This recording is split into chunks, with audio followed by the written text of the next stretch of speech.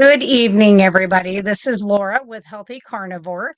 A little about myself. I am a registered nurse. I started doing keto, let's see, 1991.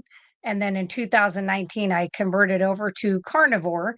And in 2022, would it be 22? Yeah, 2022, I converted over to the lion diet.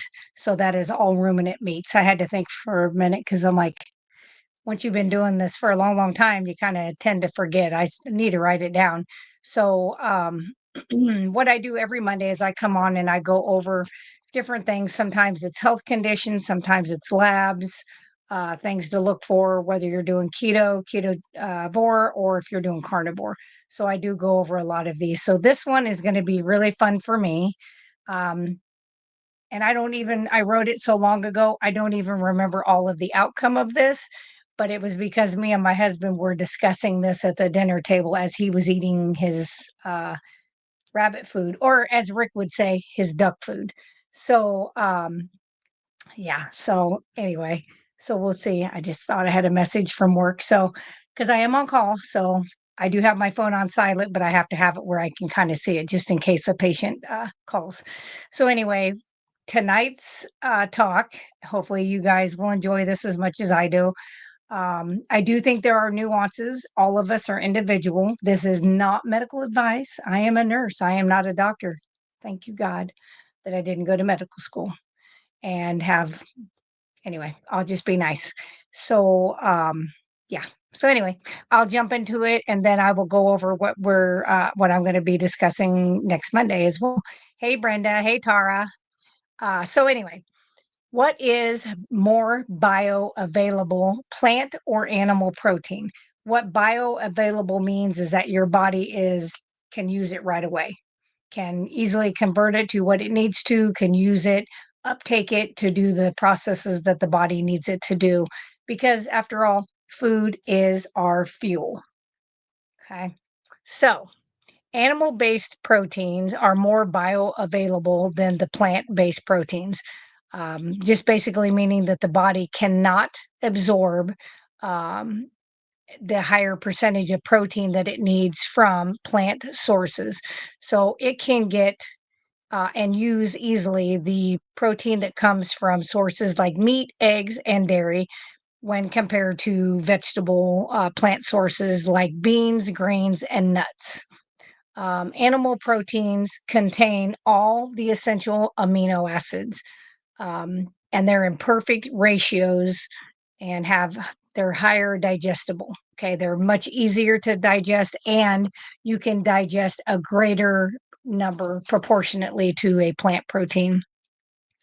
Um, with the plant, in contrast, so many of the plant proteins contain anti nutrients like phthalates and lectins, which can interfere also with your absorption. So, you hear about fiber and how fiber can block, like absorbing sugar and you absorbing this and that. It works on blocking you absorbing everything that it is encased in. You're not going to absorb it. So that's including the good stuff that you would want to get absorbed. So I know, bad news, right? Hey, Elizabeth. Hey, Darth. Um, so the most abundant proteins in the animals is going to include collagen, which is the most abundant protein in mammals. It makes up about 30% of the total protein. It provides the structure that we need to use for the skin, the bones, the tendons, the ligaments, improving joint health, skin elasticity, and wound healing. So, a lot of menopausal, postmenopausal women will have ligament tendon ruptures. Um, and what I was able to find when I went out looking for this, many more of them are vegans. So I had a tendon rupture, not a full rupture. I had about 3/4 tear, um, right before, like right at the precipice of me switching to carnivore. Um, went carnivore during that injury and healed so quickly. Like the surgeon was like, I can't believe you don't have to have surgery. Because I was like, we're going to hold off. We're going to see if the body can heal. I said, I'm going to do this new thing. And he was like, oh my God. And of course, he was like, that'll never work. And I had my injury November 19th and December 24th. I believe it was the day before Christmas. I was back walking. I wasn't running on my treadmill, but I was walking 3 times a week without the little black cam boot. So that was a win, I say. Another protein is called actin and myosin. These are the proteins that are crucial for your muscle contraction and movement. They help with us strengthening, they help with mobility, and they help with overall muscle function. Hemoglobin found in red blood cells. Hemoglobin carries the oxygen throughout the body, but you've got to, it's a protein, okay, ensuring tissues and organs receive the oxygen they need to function properly. Big deal. That is a big deal, especially with people like with asthma, COPD, emphysema, any kind of lung cancers, things like that. Anything that causes you to have decreased oxygenation, that's a good thing. You need more hemoglobin that can carry the oxygen. Then you have albumin, which helps maintain fluid balance in our blood. It helps transport hormones, vitamins, and other substances, and it plays a role in detoxification. This also works very well with our LDL. So they kind of like are a truck and like a train carrying the things to the places that they need to go and then dropping them off. So we need them. So elastin is another one. So that one provides elasticity to the tissues of the skin, arteries, and lungs, allowing them to stretch and return to shape. Super important with anybody with high blood pressure, kidney disease, um, if they've had coronary artery bypass grafts, if you've had an MI, any of those things, strokes, peripheral vascular disease, things like that, arterial vascular disease. These are very important for you to have in your body. So these are essential for maintaining structural integrity, muscle function, oxygen transport, and your overall health. So animal-based proteins provide these in the forms that are highly bioavailable, making them more efficient for the body to use. Exciting. Well, hey, Thomas, how are you? You're probably getting ready to go to work, aren't you? Or maybe that's in a little bit longer. What deficiencies can come from vegan or vegetarian diets? So I did this specifically because of my husband, talking about his vegetables. And I'm like, are you really getting all those nutrients from your vegetables? And the ground that the people are growing most of these vegetables, is the ground alive or is it dead? Because the ground that I see is mostly dead. And he's like, well, I have it out here in the backyard. And I'm like, oh, yeah. Well, but that's not the only vegetables you eat, but that is the majority. So, oh, so Tom says he works tomorrow night. Well, that's good. So, vegans and vegetarians can develop certain nutrient deficiencies and related health conditions if they don't carefully plan their diets. Some common issues that include, and I have seen all of these prior to me being a carnivore when I was keto and was in the cardiac cath lab at open heart. I saw a ton of this. I saw calcified arteries, like full blown, all 5 major vessels completely clogged, having to have a bypass of somebody who were vegan and vegetarian. The worst one was the vegan. She was only 51. Um, and it was the worst case I've ever seen of calcium deposits. I mean, it looked like school board chalk in her arteries. It was massive.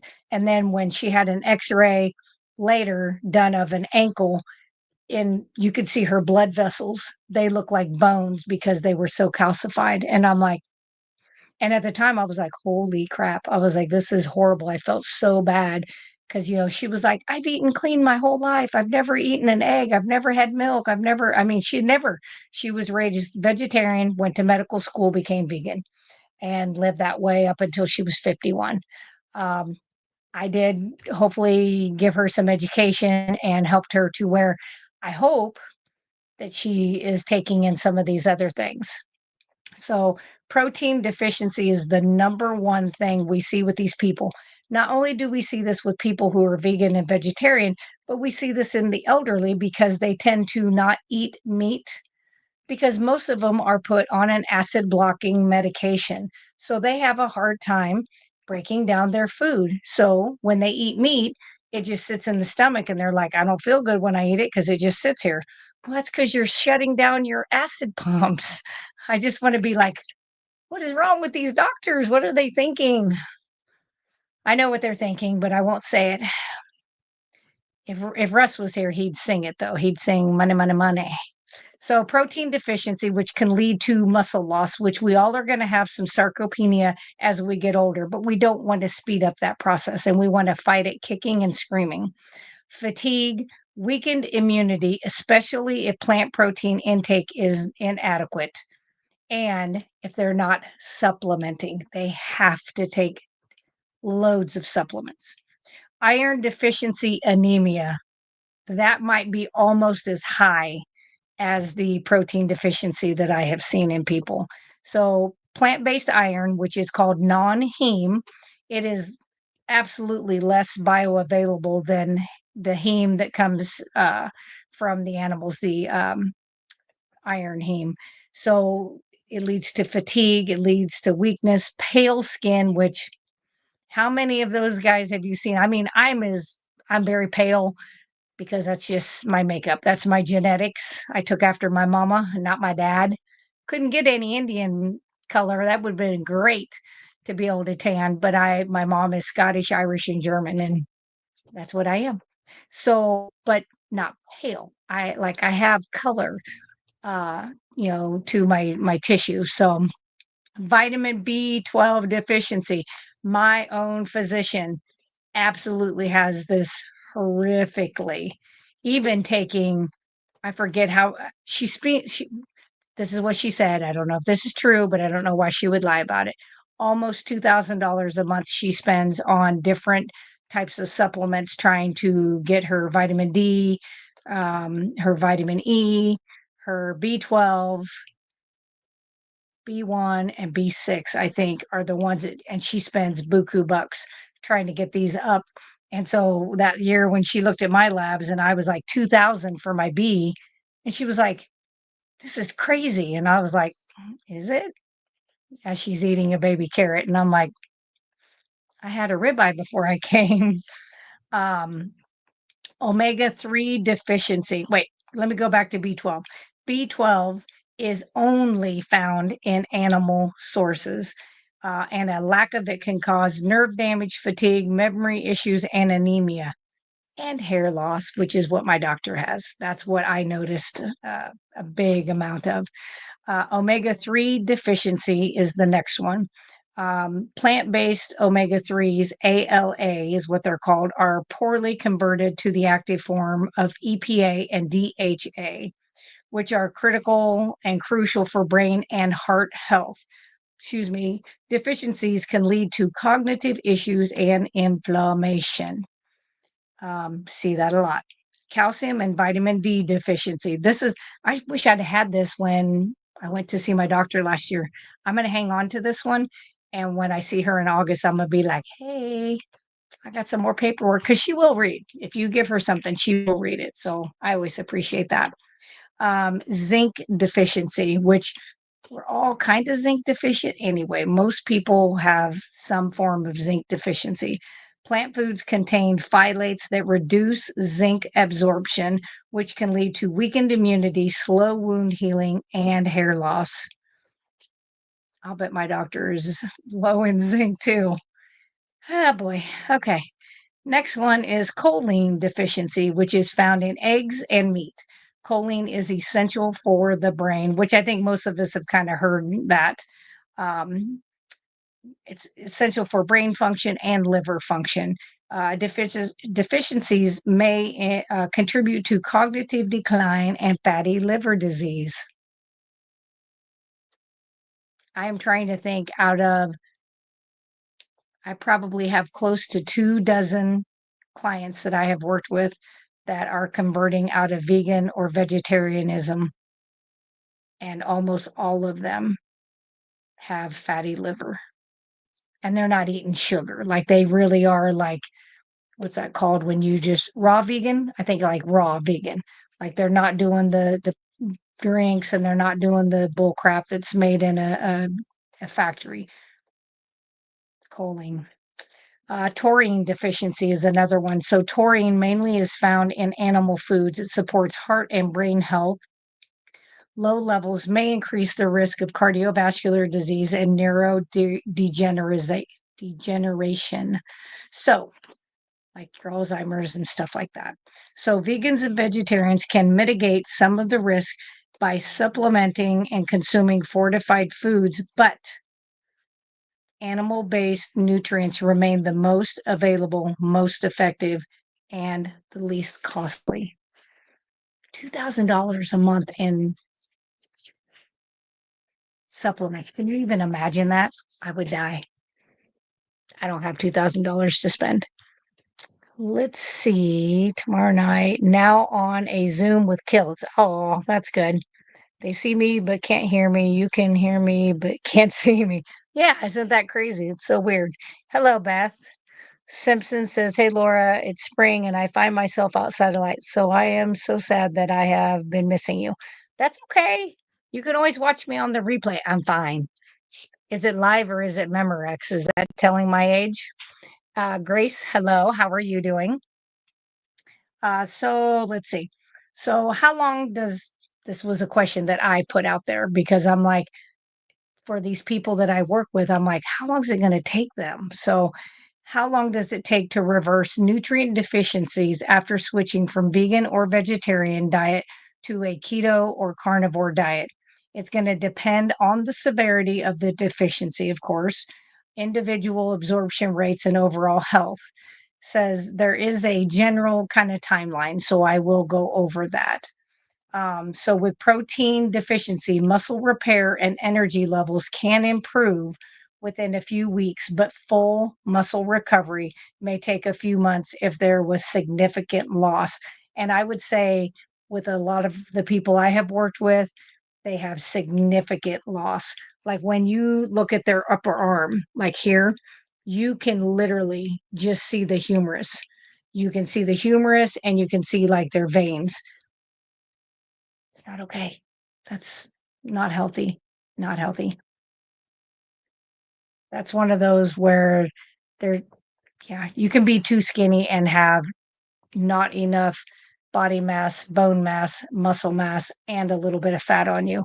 That is not healthy, and I think we all have seen a few people out there that that is exactly, the appearance. So, I always feel bad. I'm always like I look at their hair and I'm like, "Yeah, it kinda looks like straw." That's kind of what I would expect. Yeah. Let's see. Simpson says, "Well, I guess it is showing my age also since I recognize." I said something the other day about, oh, when I was doing, learning about how the body works in 1991, and I was working with all those medical journals and veterinarian books at the library, and I was like and I took all these Xerox copies, and I was like, "Boy, that's like 1990," but whatever. So, um, iron deficiency with anemia. Heme iron from meat is quickly absorbed. Energy levels and iron stores may improve within a few weeks, but it could take up to 3 months. But severe anemia could take 6 months or longer. It's just going to depend because you got to have all these cofactors. You got to have all these things working in the body. And if you've been deficient for an extreme amount of time, it can really, make it's pretty bad. It can make it bad and take a long time, but it can be mostly, um, overturned. So, vitamin B deficiency. Some of these symptoms, like fatigue and brain fog, improve within days to weeks, but the nerve damage that can take months to heal and in severe cases may not be completely reversed. Now, working with diabetics who also were like low fat, we're doing and they were like, "I'm not a vegetarian." I'm like, "Yes, you are. You eat no meat, no eggs, and you eat no dairy, and but you eat Cheerios and Doritos, and I said, "That's all made from vegetable sources, corns and wheats and da da da," and I'm like, "So you are actually a vegetarian?" And so I've had a couple of those diabetics, the fella who lost, the part of his right lower leg that will hopefully never lose another body part. His nerve damage was significant. It was up about halfway to his hips, up his legs from the toes. The left one, of course, recovered very quickly, much quicker than his right, but he has full sensation now. But it's been a couple years, so it did take a long time. The omega-3 deficiency, adding in fatty fish and beef will restore the optimal levels in a few weeks to a few months, depending on how depleted you were.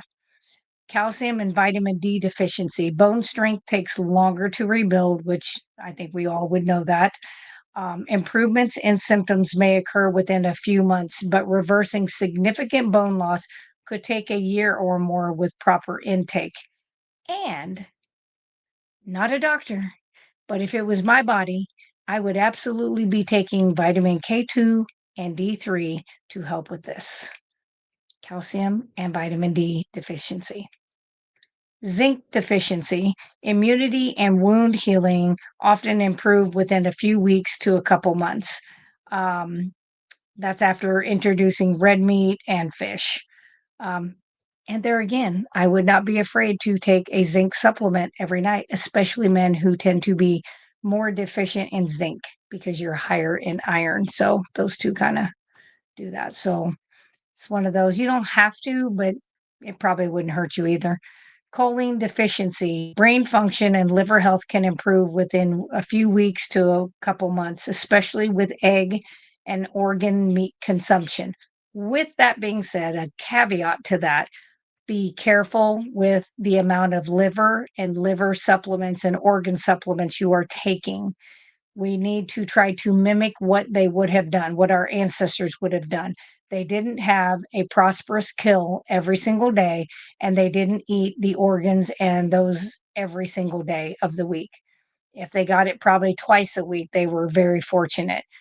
So you have to be careful because you can have vitamin A toxicity very easily if you overdo that. So I would be very careful. Um, Taurine deficiency, energy, brain function, and heart health may improve within a few weeks, could take up to a few months, as taurine is rapidly absorbed when it comes from the animal products, so from meat, and that includes fish. So, in general, most people notice increased energy, mental clarity, and physical improvements within the first few weeks. The deeper healing takes several months to a year, depending on your deficiencies. Eating nutrient dense animal foods like red meat, eggs, some organ meats, and seafood speeds up the recovery. With that, I'm hanging on to this. Boy, I typed that up so long ago, I kind of forgot it. Because I am going to take that to my doctor's appointment. So I need to put that with my stuff that I'm going to ask her. Um, so that's kind of that in a nutshell as to what I could find out and about. I don't use Google. I go to DuckDuckGo for a search engine to look up the different studies out there. And I like to look at multiple studies when I'm pulling this information off. I don't just go to who I think is going to give the best outcome or this or that. I went to vegans, I went to all kinds of stuff like that. And even there said, you're going to have to supplement, you're going to have to do that. And, all it was all in there. And it did say that meat is a bioavailable source, but due to personal preference, that many of them choose not to do that. That's a choice. We all get to make choices um, to that. So, anyway, let's see. Simpson says, I saw a video made by a vegan who just used all the eat meat reasons and plugged eating vegetables. She even said that veggie nutrients are bioavailable. That is biologically not true. Not true. I would just if I saw that, I would be like, "Can you put your sources in there?" Because I can always add my sources in. I do PubMed. I mean, I do them all. And believe me, PubMed, NIH, any of those are not going to be plugging for carnivore and keto. I can tell you.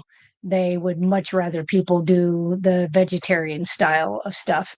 Uh, so we'll just go with that. Next Mondays, um, I'm going to go over economic keto and carnivore friendly foods. Uh, that way I can kind of help some people out there who are trying to be like, I'm on a low income, I'm on a lower income, I need to, um, do this kind of diet. I want to help myself, but hang on one second.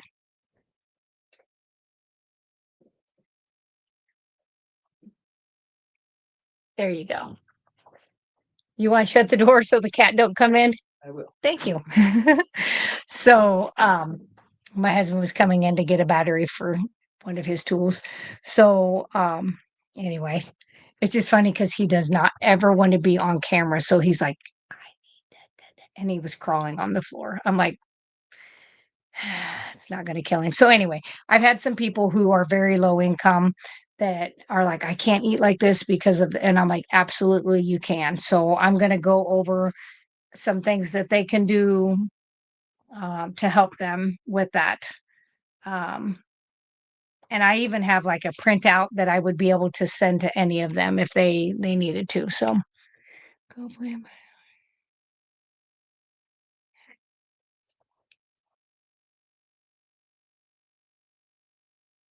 Hey Bill, go plant based, avoid heart disease and colon cancer. Except that's not how it works out. I'm a nurse, and I've taken care of many.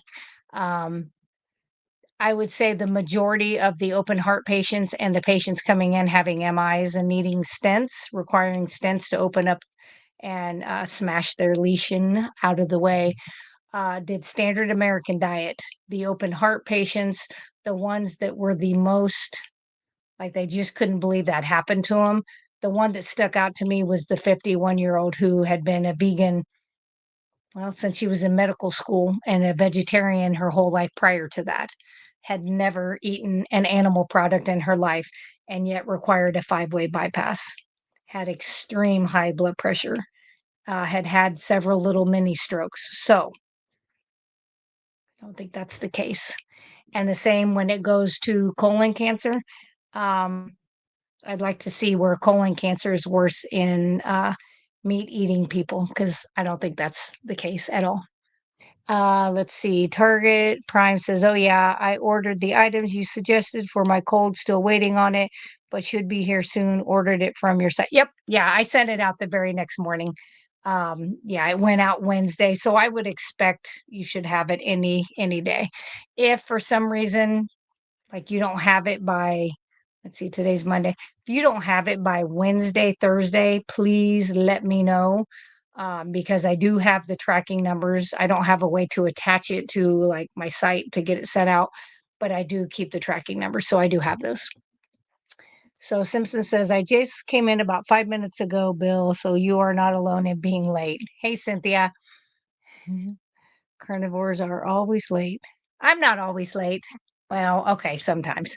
Sometimes I might be a minute late when I come on here, but it's usually because I'm trying to eat something carnivore. But anyway, so thank you guys. I will go over this stuff next week on Monday. Let's see. And I think I'm gonna go do a 6-mile walk. It's a really hilly walk and stuff. So I'm gonna go do that instead of eating. I'm gonna just eat one meal today. So I'm gonna keep myself busy doing that. So if you like this, appreciate it if you hit the like button. If there's somebody that you're like, hey, you keep saying that this is healthier, this is a the information's out there and they can find it. So um and then, yeah, just share it with them if that's something you want to do. And you can subscribe if you'd like. So if you have questions or if there's things you would like me to go over on these Monday night talks, just put it in the comments and I will absolutely do that. Simpson says that because we have so much energy now and have to be busy. That is true. People are always like, "Do you sit still? You're crocheting, or you're making your product, or you're shipping out your products, or you're out going for a walk, or you're working in." I do work in my husband's garden because I do kind of like my husband. So I'm helping him with his garden, even though I don't like it. But not that I won't, because I will make some fermented cabbage to have in the fridge. I do that just in case my stomach kind of gets off ever. And then I will do a couple bites of that because it does kind of reset that good bacteria. So I will always have some of that on hand and my fermented pickles. So, anyway, thank you guys for watching. You guys have a wonderful evening or whatever time of day it is that you are watching this. And as I always say, meet, heat, eat, and repeat. See ya.